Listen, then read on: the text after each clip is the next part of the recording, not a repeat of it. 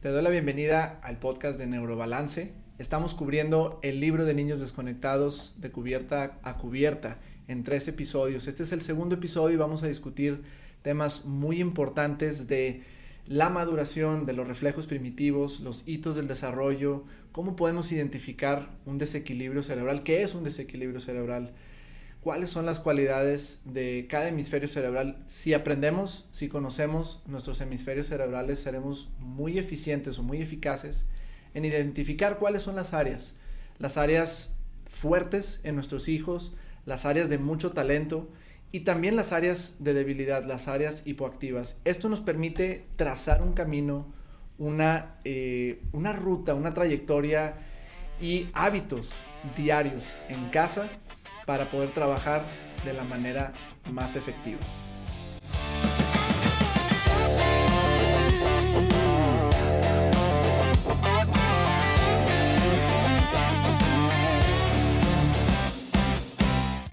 Bienvenidos al podcast, me acompaña el equipo de Neurobalance, Paola, Paulina y Luciana, y hoy vamos a discutir y vamos a entrar en temas un poquito más profundos acerca de la tercera edición del libro de niños desconectados. Esta edición está disponible únicamente en inglés, pero nosotros vamos a hacer nuestro review como centro autorizado y certificado por la metodología. Entonces, pues vamos empezando a entender cómo. Bueno, en el episodio pasado hablamos de los primeros 2 capítulos del libro, qué es un síndrome de desconexión funcional y cómo podemos entender realmente esta gran epidemia del neurodesarrollo, ¿verdad? Que si bien no es una enfermedad, es una condición en la que el cerebro está procesando la información de una manera muy distinta y podemos saber por qué, podemos saber cuáles son las causas, porque tenemos la evidencia y este libro aborda esas causas. Ahora vamos a entender qué sucede cuando estos procesos madurativos no suceden de la mejor manera y vamos a entender cómo identificar cómo es el deber ser del desarrollo cerebral y cómo empezar a trabajar con esto. El libro empieza en el capítulo número 3 mencionando una premisa muy importante. ¿Qué pasa cuando el cerebro se porta malo? ¿Qué pasa cuando los pasos de la maduración, el plano madurativo del cerebro no se lleva a cabo de la manera correcta? Bueno, vamos a ver una serie de síntomas y eso es lo que tenemos que aprender realmente a identificar. ¿Qué son estos síntomas? ¿Qué nos están diciendo todos estos síntomas referente a nuestro cerebro? El cerebro está compuesto por 2 hemisferios cerebrales. Cada hemisferio cerebral tiene su perfil, su comportamiento, su función inmunológica, su función autónoma, su forma de aprender, su forma de sentir, su forma de ver, de oler, etc. Entonces tenemos prácticamente 2 hemisferios cerebrales con la misma estructura en ambos lados, pero en capacidades opuestas.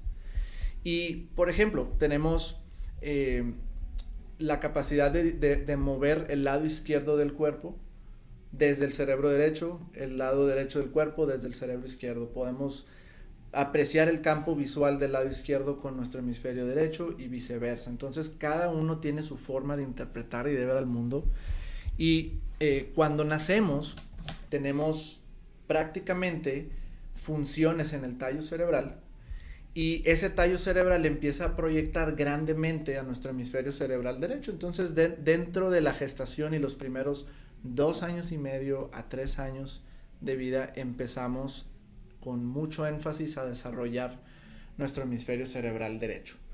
Y los primeros 3 años sucede esto, luego alrededor de los 2 años y medio a 3 años entra en línea nuestro cerebro izquierdo y luego aproximadamente entre los 5 años y medio y 6 años vuelve a entrar muy fuerte el cerebro derecho y así sucede esto que conocemos como la danza madurativa y eso es en un mundo ideal la forma en la que suceden las cosas. Pero ¿qué pasa cuando el entorno, los estímulos, el movimiento, la experiencia madurativa no es la que debe de ser? Pues el cerebro en turno prácticamente se empieza a rezagar un poquito, se empieza a quedar un poquito atrás. Y es como un tren en movimiento. Muchas funciones maduración de nuestros tejidos siguen avanzando, pero nuestra maduración funcional no avanza, y empezamos a llevarnos de encuentro cosas y arrastrar situaciones que más allá de la cronología estamos arrastrando. Entonces esto empieza a generar asimetrías funcionales, asimetrías corticales, asimetrías en los sistemas vestibular, ocular. Podemos ver un estrabismo, podemos ver una respuesta del sistema autónomo simpático muy fuerte, y empiezan a suceder todas estas sintomatologías que vamos a entender, pero el desequilibrio va a producir señales tempranas, y una de las cosas más importantes es que podamos identificar esas señales tempranas, que si yo estoy identificando que mi hijo tiene algo no está bien, voy con el profesional, con mi médico, con su pediatra, y no pasa nada, cada quien crece a su tiempo, la maduración sucede a su tiempo,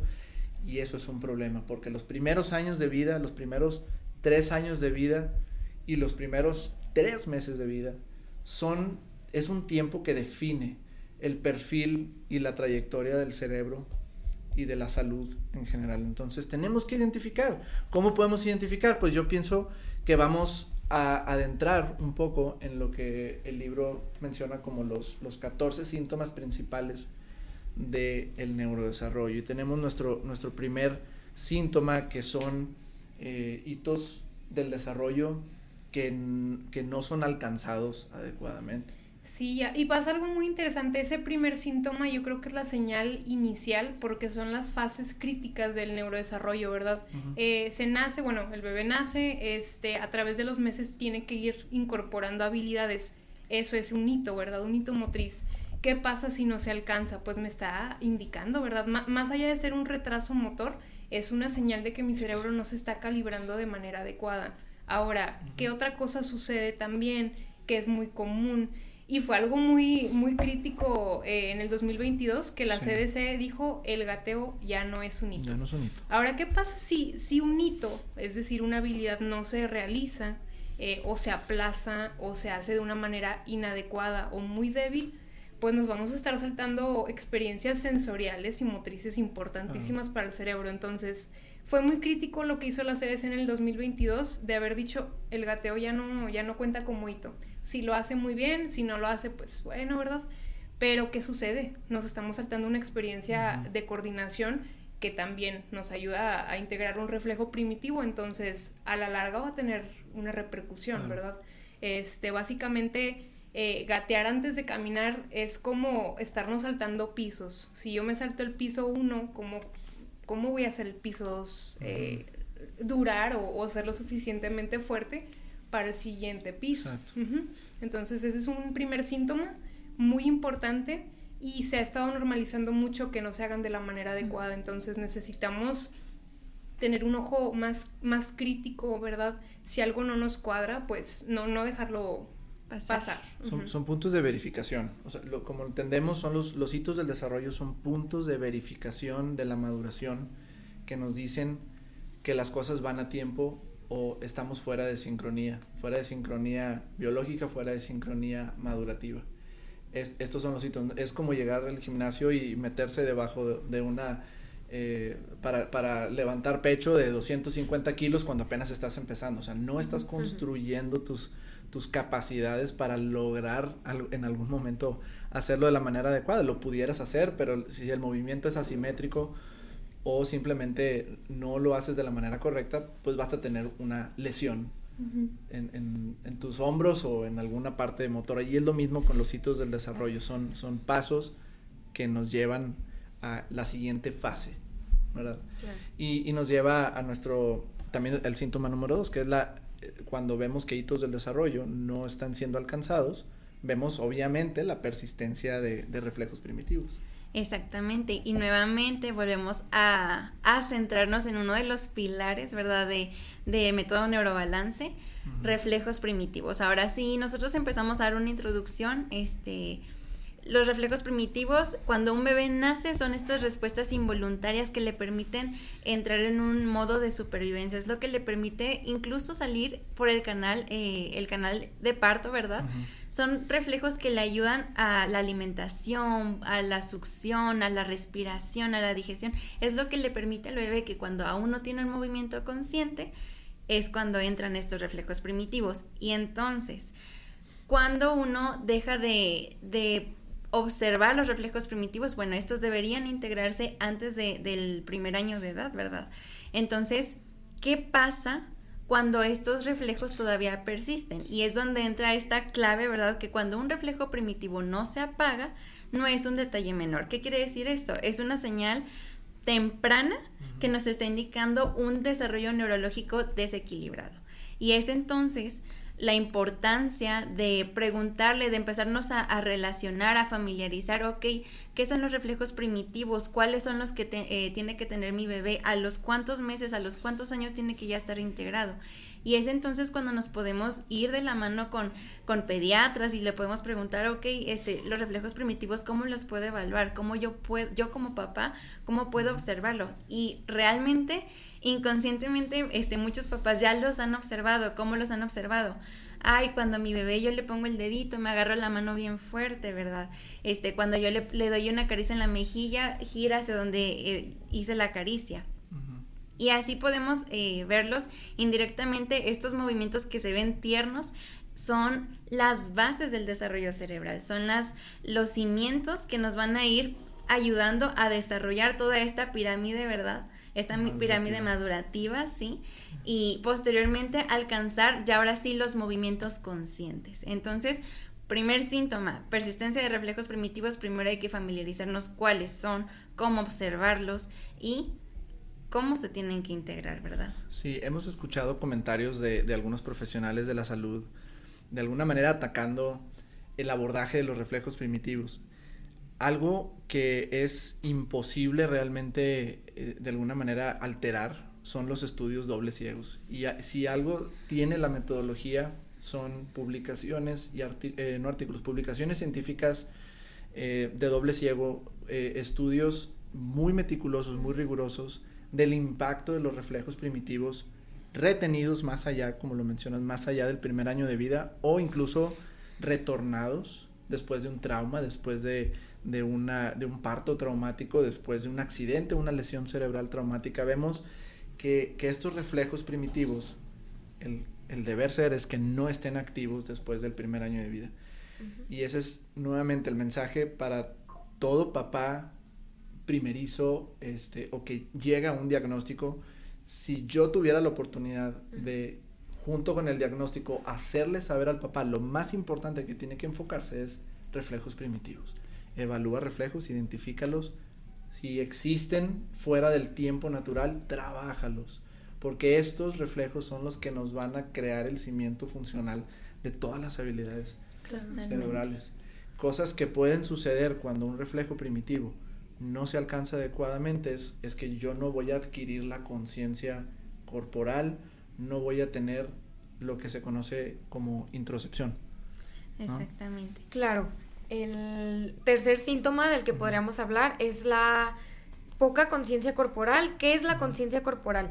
También es una base del desarrollo que te ayuda a crear un mapa interno. Uh-huh. Nos hemos dado cuenta que lo menciona el libro y además en la experiencia lo hemos visto, como los niños con algún desbalance tienen muy poco desarrollado este mapa interno, y que podemos observar en esta deficiencia de conocer su cuerpo tanto internamente como externamente. O sea, cómo se siente su cuerpo internamente y cómo me siento yo en mi entorno, si estoy de pie, si estoy acostado, junto con el entorno, por así decirlo, externo, que son las demás personas, que son las paredes, las puertas. Algo que podemos observar en estos síntomas es cómo los niños llegan a chocar frecuentemente con las paredes, con sus compañeros, no miden mucho el espacio personal ni de ellos mismos ni de las otras personas. Llegamos a ver a los niños hasta llenos como de moretones, y también hay unas deficiencias tanto en el sentido del tacto, porque no llegan a sentir este dolor. Claro. Al no medir como este espacio personal y este espacio corporal con el resto del entorno y de los objetos, pues llegan hasta con moretones que a veces no se dan cuenta, ni siquiera los sienten, claro, ¿verdad?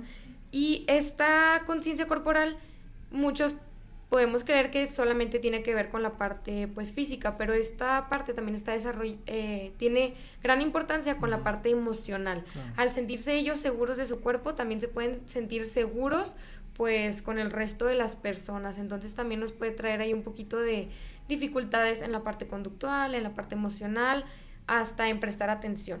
Y es la razón número 1 del lenguaje, o sea, si no sienten el cuerpo y sus claro, emociones, no expresan lenguaje. Y la coordinación, habilidades como la coordinación y el equilibrio están muy, muy de la mano con la permanencia en los estímulos, con la atención que pueden dar, con el aprendizaje.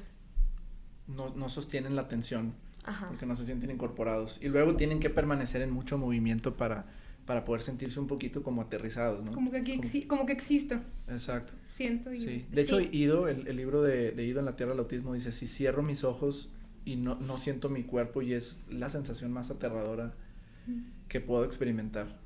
Claro, entonces por lo mismo vemos mucho movimiento en los niños, tendemos a ver como subir y bajar, saltar, toco la pared y regreso, voy y le choco a mamá y voy y corro otra vez, entonces es esta necesidad de movimiento y sentir algo externo porque lo interno no lo estoy sintiendo del todo.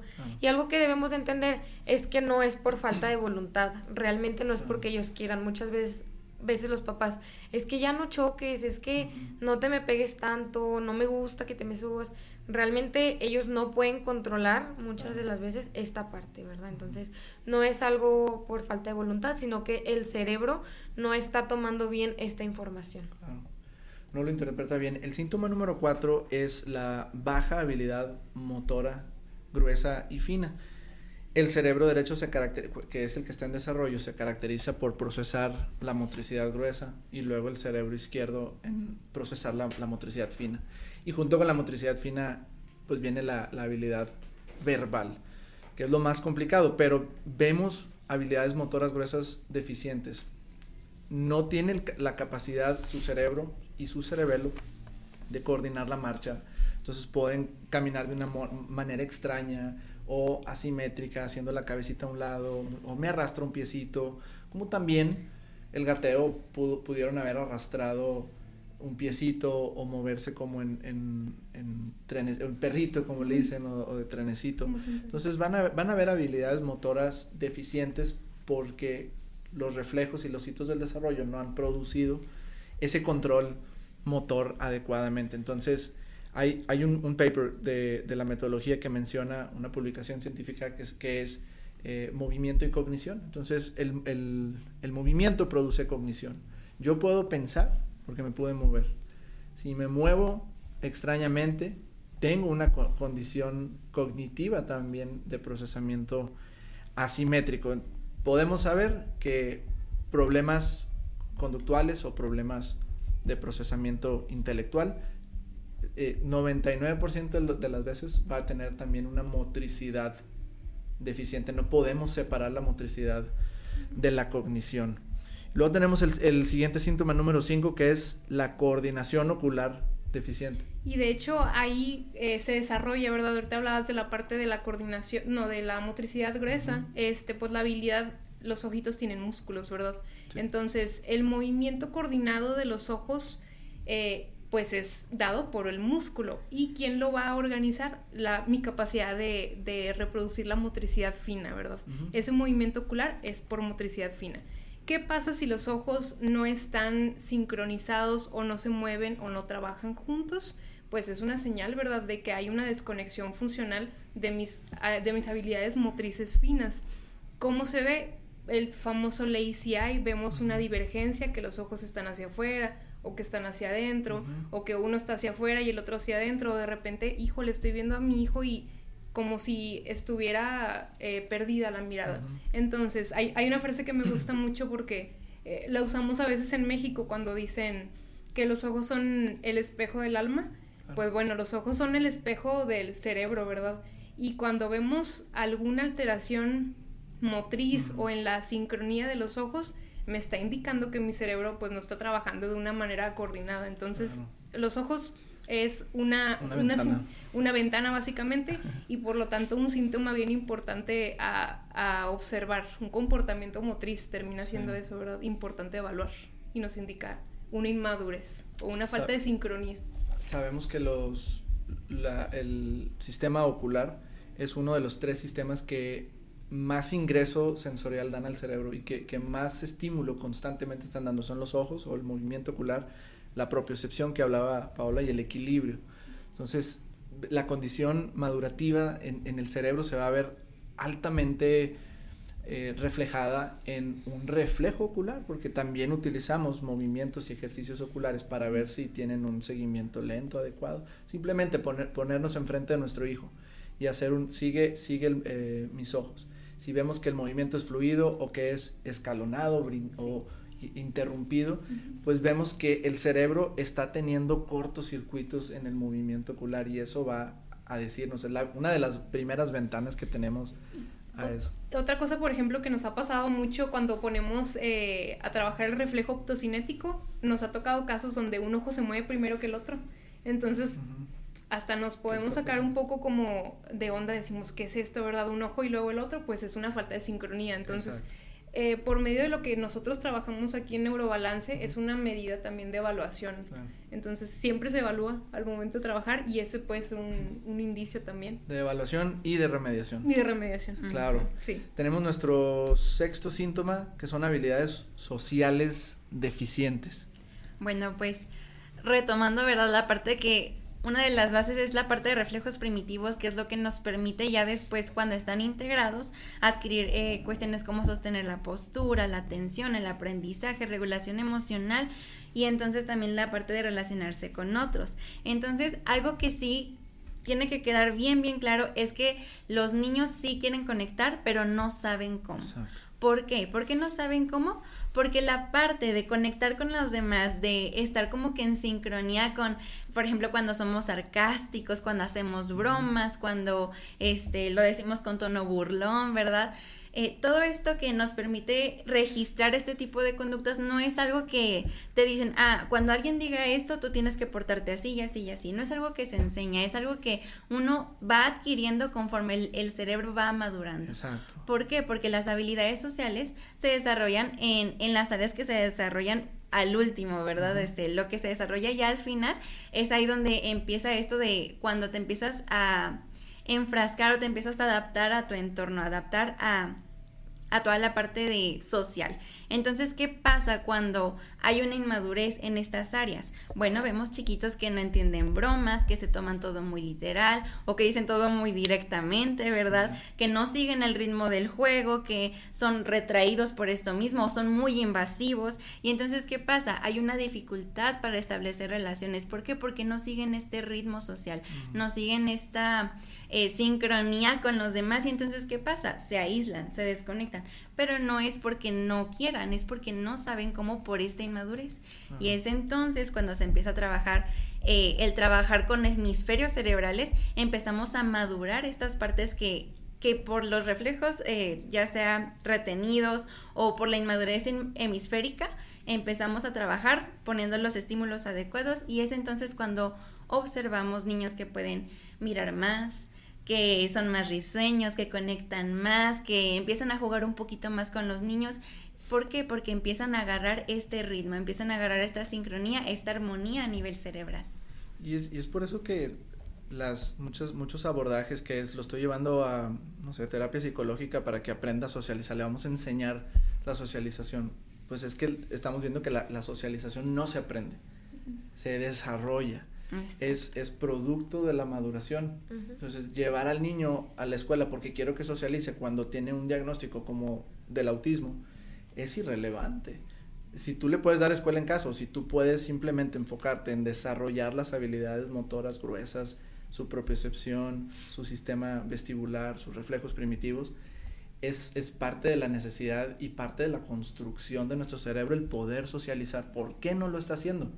No es porque no quiere, no es porque no sabe, es porque no tiene conciencia de eso, ni siquiera ha tocado esa parte del mapa cerebral. Exactamente, y luego llegan con nosotros papás y nos dicen, no, es que cuando hacen bromas y así el niño empieza a llorar o de que se lo toma muy literal, y yo le digo cómo tiene que reaccionar, cómo tiene que responder, pero la verdad es que la parte social no es una técnica, es una expresión de un cerebro equilibrado, y es entonces cuando la conexión en cuanto a la parte social deja de ser un guión y empieza a ser más una experiencia, ¿verdad? Eso es lo que me ayuda el yo trabajar con la parte de hemisférica, la parte de integración de reflejos. Y está directamente conectado al síntoma número 7, que son reacciones emocionales pues anormales. Anormales. ¿Esto a qué se refiere? Nosotros llegamos a ver en niños con algún desbalance que tienen mucha dificultad para entender, imitar o responder a las emociones. Esto porque es debido a unas neuronas que se llaman las neuronas espejo.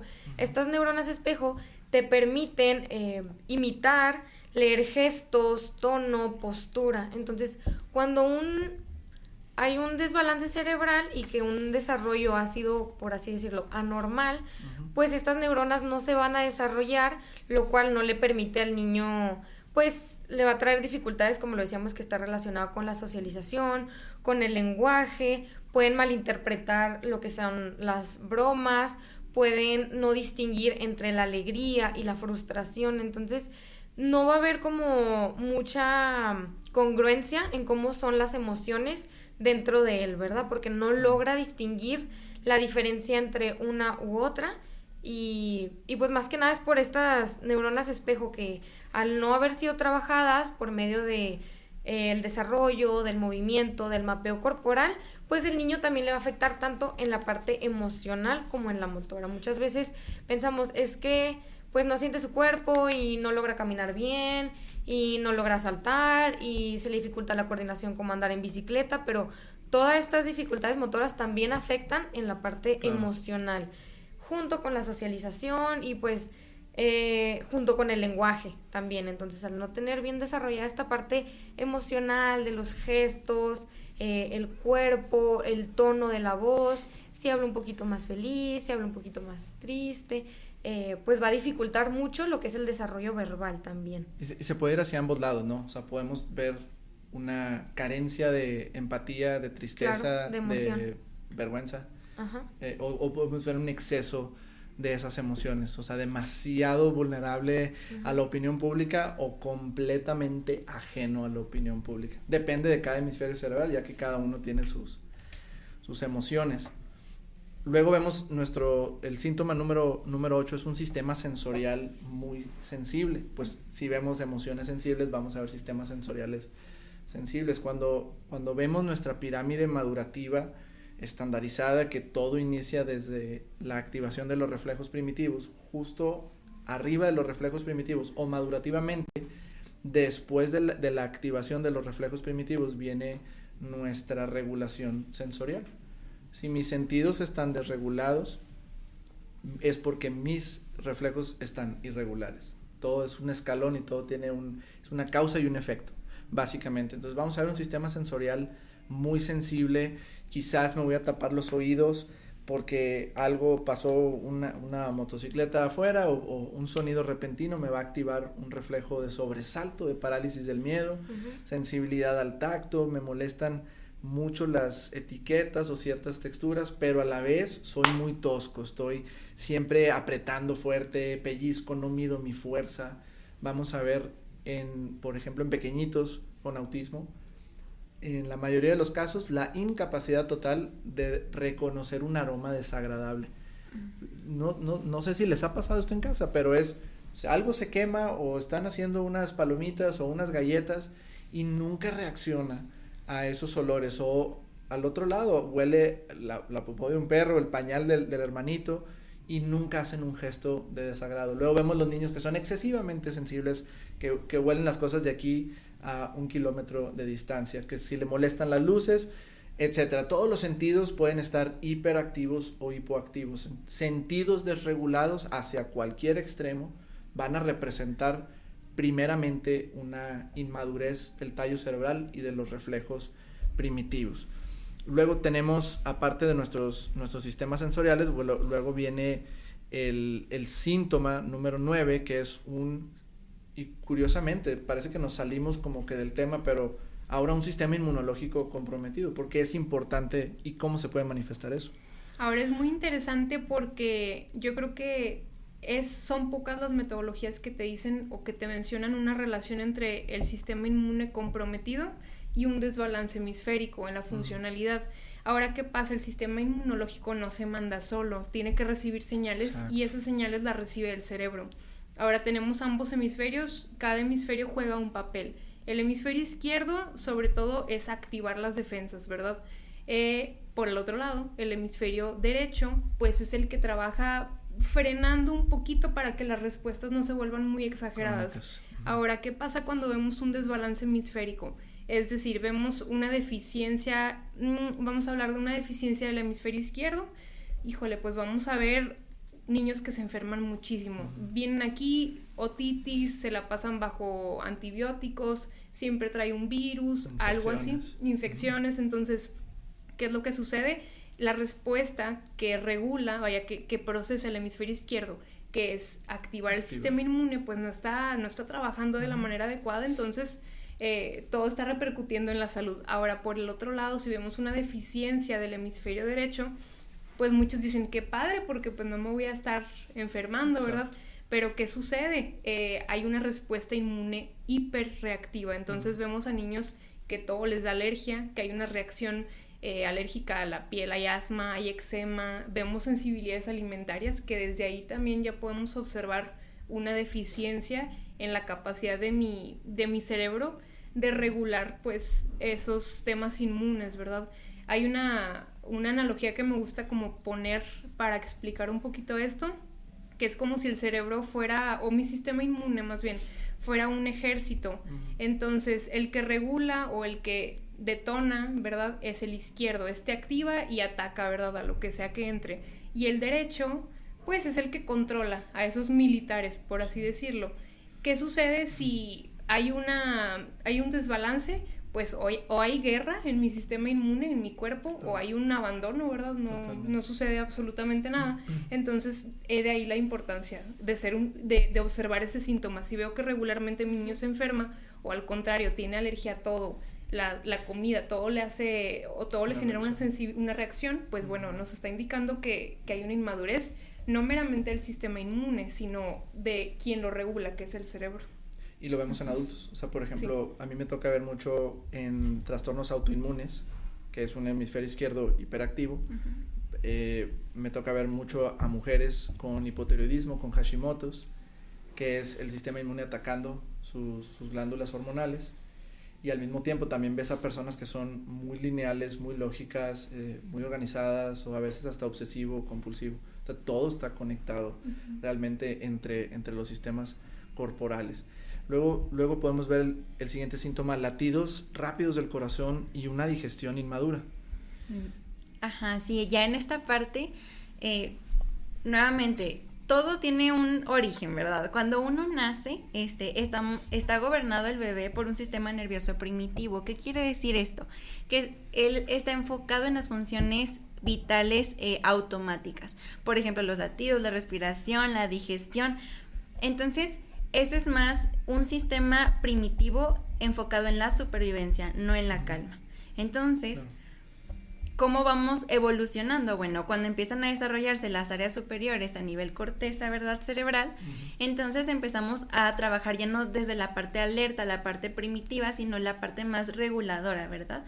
La parte que busca regular mi respiración, la que es la digestión.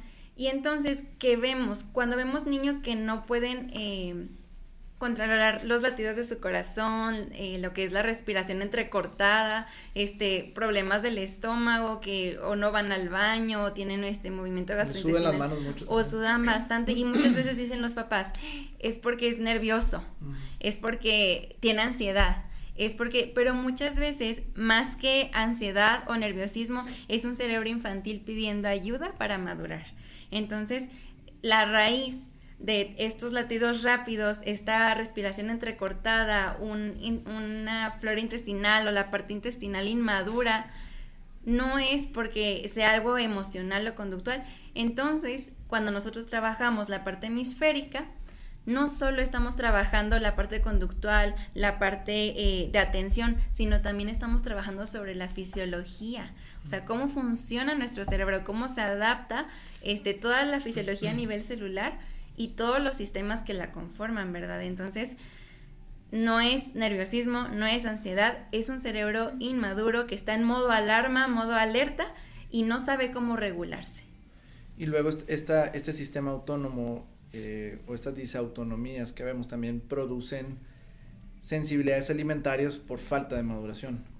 Claro, esta inmadurez nos va a provocar sensibilidades alimentarias que como tal no son alergias a algún alimento que vayan a provocar las reacciones normales que esperaríamos, ronchas, inflamación o algo como que falta, que no puedan respirar, sino estas pueden ser pequeños rasgos que llegan a tardar entre 6 a 72 horas, por eso pueden pasar desapercibida esta sensibilidad, esta reacción a algún alimento, y como no la vemos con una respuesta física, como lo mencionaba en un momento de ronchas o algún enrojecimiento, estas se pueden ver como irritabilidad, problemas en el sueño, problemas en el aprendizaje, hiperactividad, fatiga, hasta a veces agresividad, ¿verdad? Y un poquito más de irritación ante ciertos estímulos. Y todo esto es por la falta de maduración en el cerebro. Entonces, un niño puede estar comiendo algo que su cuerpo tolera, pero su cerebro no. Entonces, no es un problema digestivo, sino es un problema en el cerebro, ¿verdad? Un desbalance, una inmadurez que no nos permite desarrollar tampoco al intestino, o sea, madurarlo a la edad cronológica que le corresponde. Y eso entonces se traduce en la incapacidad de mis células o de mi cuerpo de absorber. Claro. Esas sensibilidades alimentarias son la causa de tener un síndrome de intestino permeable. Y ese es nuestro síntoma número 12. Ahora, hoy en día hay una moda, una epidemia de el intestino permeable. Sí. Todos nacemos con un intestino permeable. Un intestino permeable es necesario para que los polipéptidos, proteínas de la leche materna puedan atravesar el epitelio gastrointestinal. Entonces, nacemos con un intestino abierto, permeable.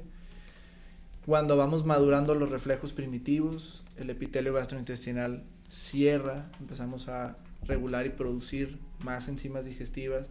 Nuestro sistema digestivo va madurando y entonces esa permeabilidad cierra, sella. También al ingresar ciertos alimentos, tuétano, hígado, entre otras cosas, nos ayudan a tener un cierre de ese intestino. Entonces, cuando estamos viendo sensibilidades es porque hay una permeabilidad intestinal. Cuando hay una permeabilidad intestinal es cuando hay inmadurez en el tallo cerebral, y áreas corticales pues no me han cerrado ese proceso madurativo. Luego vemos nuestro penúltimo síntoma son dificultades académicas. Sí, llega a suceder mucho. Usualmente cuando tratamos con niños con algún síndrome de desconexión funcional, son niños sumamente inteligentes, pero ¿qué pasa? Escolarmente hablando, hay muchos retos. Por ejemplo, fueron niños que leyeron a súper temprana edad, ¿no? Me leyó bien chiquito, pero ¿qué pasa? No hay una comprensión de lo que se lee. ¿Qué otra cosa? Niños que son muy buenos también con las habilidades matemáticas básicas, pero al momento de poner alguna actividad de razonamiento matemático, también es ahí donde hay retos.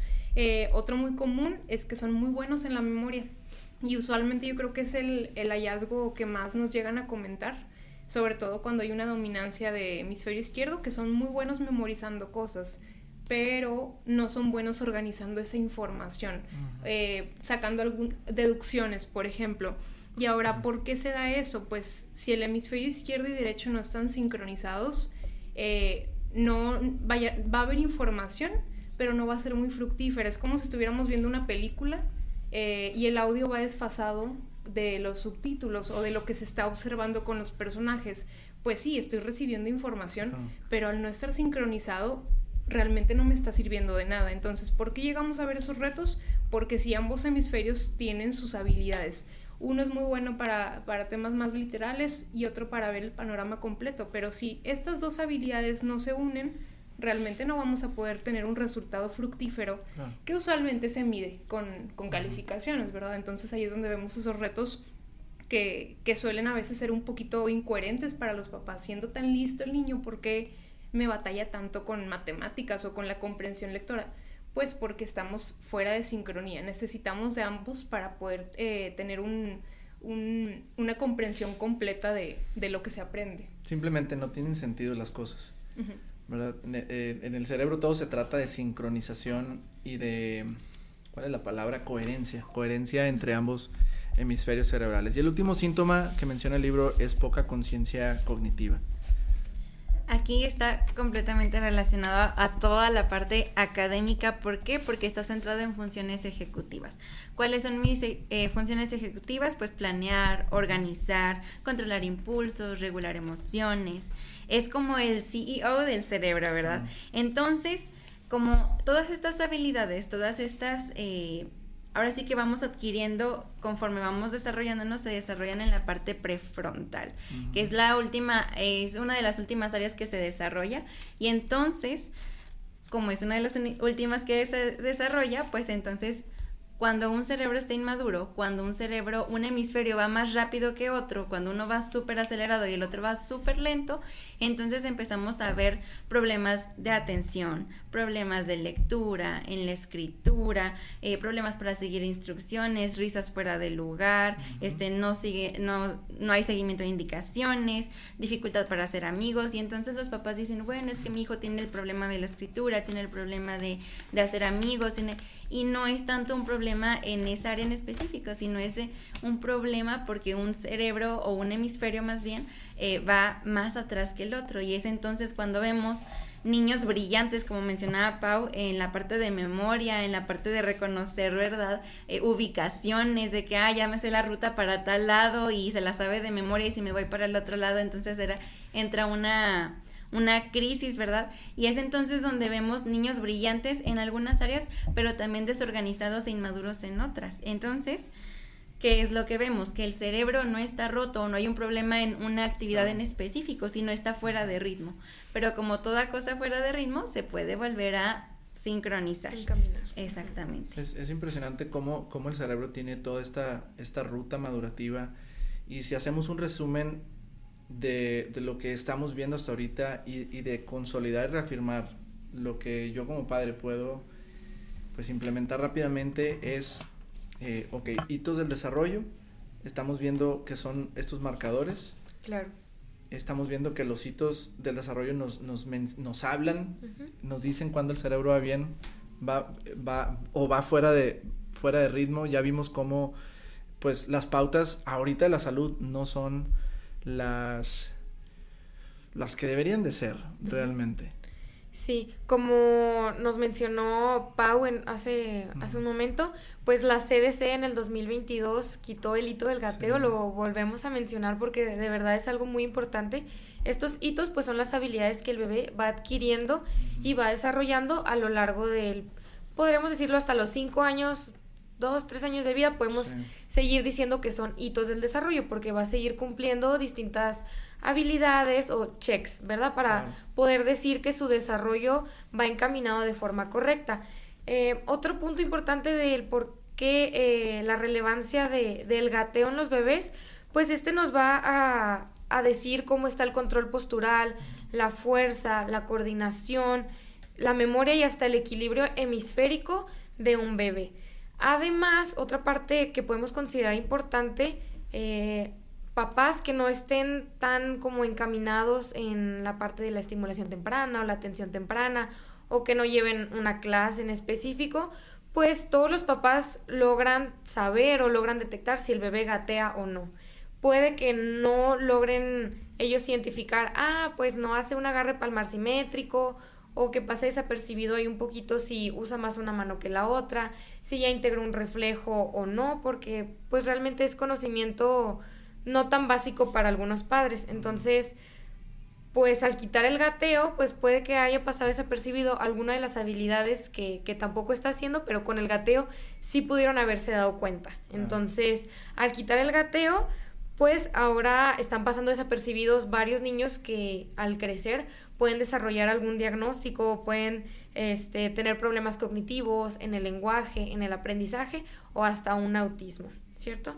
Entonces, pues los hitos son de las herramientas más fiables para detectar algún desarrollo anormal neurológico de los niños. Y definitivamente no esperar y ver. No esperar a que las cosas sucedan. No. Y luego, entonces, reafirmando la parte de reflejos primitivos, como son pues se puede decir, origen de la función neurológica, los reflejos primitivos, estos movimientos automáticos, ¿qué cosas podemos simplemente tener muy presentes como padres para saber o pensar que algo está mal o que no se está integrando a tiempo? ¿Qué puedo hacer en casa realmente con los reflejitos? Bueno, pues número 1, les mencionaba muchas veces como papás ustedes, al momento de cuando el bebecito empieza a agarrar el dedito, cuando se asusta sonidos de repente, ¿verdad? Y hace sus manitas así, o sea, es la forma en la que nosotros podemos ir como que observando, identificando estos reflejos primitivos. Ahora, ¿cómo yo me puedo empezar a dar cuenta cuando esos reflejos primitivos no están avanzando adecuadamente o se están quedando retenidos? Bueno, lo observamos en bebés que no pueden gancharse, ¿verdad? Bien al pecho, cuando no coordinan la succión y la respiración, cuando tienen cólicos o reflujo severo, ¿verdad? Y no solo se ve en bebés. Ahorita, actualmente en las investigaciones, el doctor Robert Melillo, por ejemplo, cuando va a dar sus pláticas y así, o nosotros también cuando vamos a otros países y así, vamos evaluando a las familias para darle el ejemplo de cómo evaluar a sus chiquitos y ¿qué vemos? Papás con reflejos retenidos. También. Y es entonces cuando vemos familias, cuando vemos mamás, papás, hombres, mujeres que normalmente tienen ansiedad o se consideran torpes motrizmente o tienen problemas gastrointestinales frecuentemente. Entonces muchas veces no es algo ni siquiera de personalidad, no es algo que sea un problema en específico, sino es algo que está cimentado en la base, que son reflejos primitivos retenidos. Entonces, el hecho de que cuando algo no va adecuadamente, cuando algo va un poquito más atrás de lo normal o cuando uno tiene problemas constantemente con cierta situación, hay que ponernos a preguntarnos cuál es la base de esta dificultad, cuál es la base de esta preocupación constante o de que no me puedo quedar quieto, que tengo problemas de atención ya como adulto. Y es la base en cuanto a reflejos primitivos. Y aquí lo importante es que cuando hay reflejos retenidos, se pueden integrar a cualquier edad, y eso es ahora sí que una clave, ¿verdad? Para tomar acción, para empezar, ok, ya soy grande, ya no lo detecté cuando estaba chiquito, ok, pero ahorita yo, adulto, puedo trabajar y hacer estímulos correspondientes y ejercicios específicos para poder integrar este reflejo primitivo, y es entonces cuando nosotros podemos seguir, ¿verdad?, construyendo nuestro desarrollo cerebral a cualquier edad. Una pregunta que nos hacen mucho también referente a eso es ¿por qué se retienen los reflejos? ¿Por qué suceden estos tipos de inmadurez? ¿Y qué lo está causando todo? Y es una de las cosas que también aborda mucho en el libro de Autismo, la verdad científica, del Dr. Robert. Y también podemos entender a través de los procesos biológicos naturales que no es mayormente un aspecto genético. No existe un gen autista, no existe un gen TDAH, existen cuestiones genéticas con pues situaciones similares a las de un autismo, pero no es el común denominador definitivamente. Y todos los epidemiólogos están de acuerdo que un trastorno genético o una mutación genética no aumenta en 50 años de 1 en 10,000 a 1 en 31.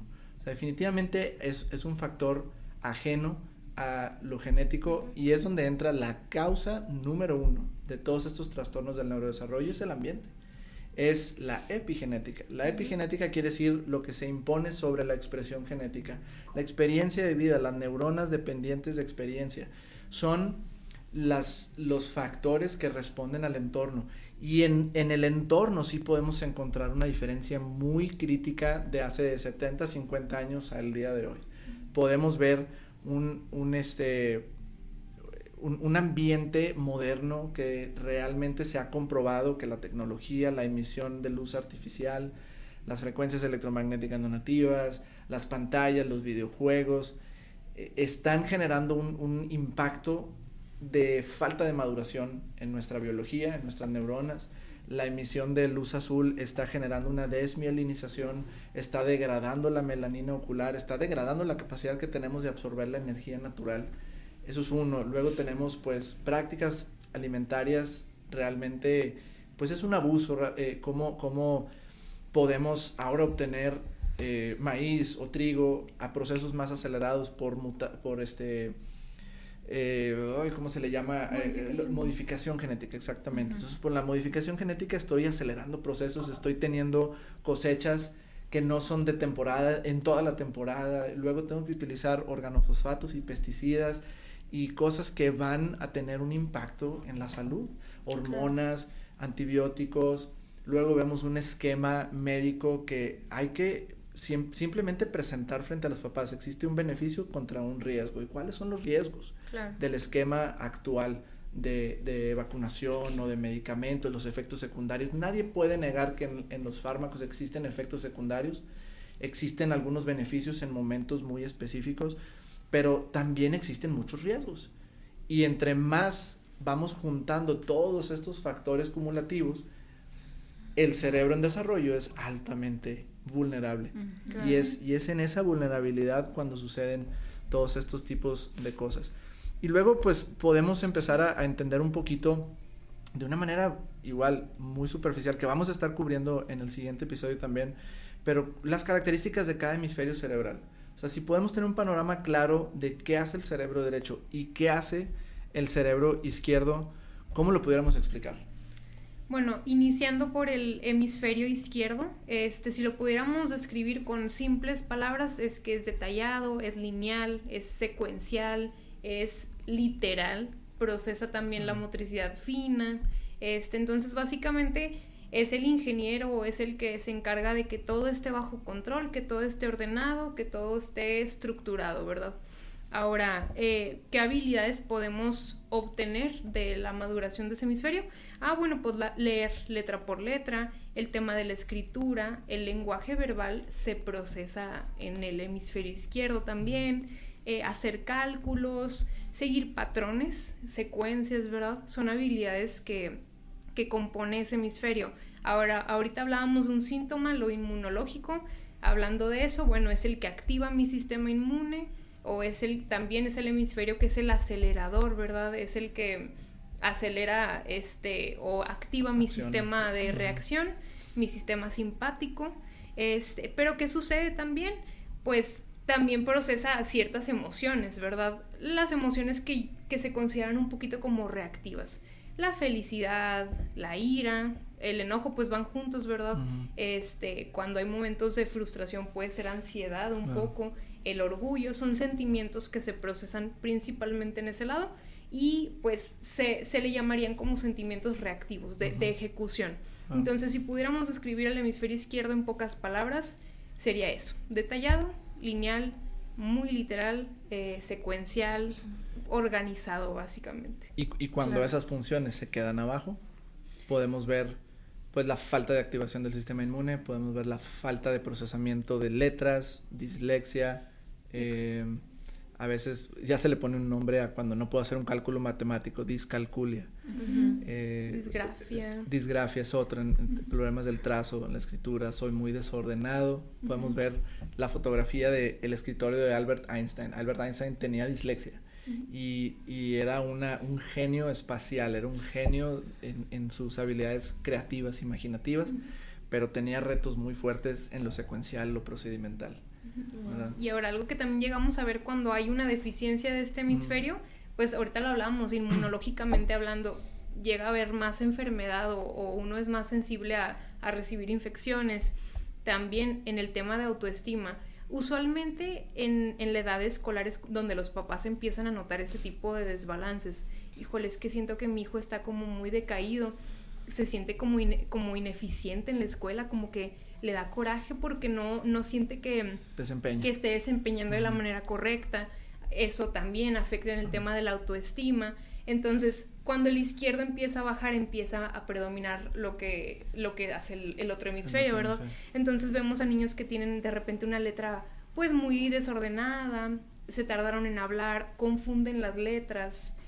Son ciertas características que vemos en un hemisferio izquierdo deficiente. Uh-huh. Luego nuestro hemisferio cerebral derecho, ¿qué hace? Claro, a veces cuando llegan aquí los papás, yo les digo, cada hemisferio, solo izquierdo y derecho, tienen una cantidad grandísima de habilidades que puede desarrollar, pero si lo podríamos decir en una palabra, haciéndolo así como chiquito, sí podría decir, como dijo Paulina, el izquierdo podría ser un acelerador y el derecho podría ser un poquito más el freno. Entonces, el hemisferio derecho nos va a ayudar en toda esta parte social, emocional y corporal. Les va a ayudar a ver el mundo como un todo, o sea, ver la imagen en un panorama completo y no solamente en el detalle, sino a lo grande. También controla lo que son los músculos grandes, entonces está muy relacionado con la postura, con el equilibrio, con las habilidades atléticas, podríamos decirlo, con sentir su cuerpo. Ahí sí está un poquito más desarrollada esta parte de la introcepción, que es como siento mi cuerpo yo internamente, y la propiocepción, que es esta conciencia corporal que yo tengo junto con los estímulos externos. Entonces, aquí tenemos un poquito más desarrollada la parte emocional, podemos ver emociones un poquito más empáticas y hasta emociones un poquito, por así decirlo, negativas, que son como de tristeza, de melancolía, un poquito mejor desarrollada la parte social, la comunicación no verbal. A veces tenemos niños que tienen muy desarrollado su hemisferio derecho y con alguna debilidad en el izquierdo, que no tienen bien desarrollado el lenguaje verbal, pero el no verbal, hay niñas que nos cuentan toda una historia con toda la expresión que hicieron, pero sin decirnos ninguna palabra en concreto. Entonces, ese es un lenguaje no verbal muy bien desarrollado, con distintos tonos, que esto es propio del hemisferio derecho. Como ya lo había mencionado, el coeficiente emocional. El hemisferio derecho también lo que hace es suprimir al sistema inmunológico, a diferencia al contrario de lo que nos comentó Paulina. Tiene mucha relación con el sentido del olfato y con el gusto. Entonces, niños con este hemisferio un poquito más alto pueden estar un poquito más reactivos ante estímulos olfativos y del gusto, igual con su cuerpo, por eso tienden a marearse un poquito más. También. Cuando este hemisferio derecho falla, pues es lo que, o está un poquito más deficiente, es lo que podemos ver en niños con algún diagnóstico como autismo o hiperactividad, que pues está esta falta de lenguaje no verbal, un tono muy monótono, si llegan a hablar puede ser nada más como ecolalia, sin un sentido, sin un propósito de lo que están diciendo. No llegan a leer un poquito el lenguaje de mamá o de papá si me lo están diciendo enojados. A veces papá lo está regañando y el niño se está riendo, ¿verdad? Por esta parte que no logran entender e imitar la parte emocional que ya habíamos mencionado antes. Puede haber dificultad en la flexibilidad si algo se sale de la rutina, dificultades creativas, todo lo quieren de la misma forma, siempre armar la misma figura, no involucran mucho pues la creatividad, la imaginación, ¿verdad? Definitivamente podemos ver que la forma en la que el cerebro procesa las cosas, si bien tenemos un hemisferio derecho, aunque esté deficiente, es como si tengo un brazo derecho enyesado, aquí lo tengo, pero no puedo procesar las acciones que mi brazo derecho debe de hacer. Exacto. Y si no sucede eso, pues van a haber deficiencias generalizadas. Un desequilibrio entre hemisferios no solo afecta el aprendizaje, no solo afecta las emociones, afecta la identidad, afecta la conducta, afecta la motricidad, la salud inmunológica, el bienestar completo del niño. Y es algo que hacemos en Neurobalance, es poder hacernos hacia atrás, tener una vista, un panorama del cerebro derecho, ¿verdad? A 30,000 pies de altura. ¿Qué es lo que está pasando? No clavarnos en un síntoma, es que se mete cosas a la boca. Sí, pero ¿por qué se está llevando cosas a la boca? y vamos a pensar en la raíz, vamos a pensar en primer principio, vamos a pensar en los aspectos fundamentales responsables por la cognición, por la comprensión, el razonamiento, la organización, si hay un aspecto inmunológico, si hay un aspecto visual, todo lo tenemos que ver, y eso es, creo, lo que nos distingue. Entonces vamos a hacer evaluaciones neurológicas funcionales, ojos, sistema vestibular, propriocepción, equilibrio, reflejos, girarlos en una silla, reflejo ocular vestibular. Vamos a hacer estimulación hemisférica específica, no hay que hacer estimulación de todo el cerebro, hay que identificar dónde está la debilidad, lado derecho, lado izquierdo, si es un aspecto motor, si es un aspecto inmunológico, si es emocional. Vamos a identificar aspectos nutricionales importantes, no le vamos a dar algo que le está haciendo daño, que le está generando una sensibilidad alimentaria, y vamos a ver cómo el estilo de vida, se puede decir biológico circadiano, o la falta de eso, y el exceso de estímulos no nativos, artificiales, pantallas, tecnología, videojuegos y todo esto, está moldeando la forma en la que el niño se está desarrollando y está desempeñando las cosas. Y esto es lo que ahorita podemos entender en este capítulo 3, capítulo 4 del libro de Niños Desconectados. Entonces ya tenemos el nudo, lo que está sucediendo en el campo de batalla, en la maduración de nuestros hijos o en la falta de maduración. Y queda un aspecto muy importante que no quiero que se pierdan en el próximo episodio, es cómo realizar una evaluación, cómo empezar a contar cosas y empezar a segregar bien nuestras batallas y empezar a enfocarnos en las dominancias de los perfiles neurológicos, en enfocarnos en cuáles son las mayores debilidades para traerlas a un rango coherente y funcional y ayudarlos a madurar y a desarrollarse. Gracias por acompañarnos en este episodio. Compártelo, hácelo llegar a personas que tú sabes, porque todos conocemos a 1 o a 10 o a 20 personas o niños que pueden beneficiarse de este abordaje tan no invasivo y tan seguro. Así que acompáñense en el próximo episodio y nos vemos a la próxima.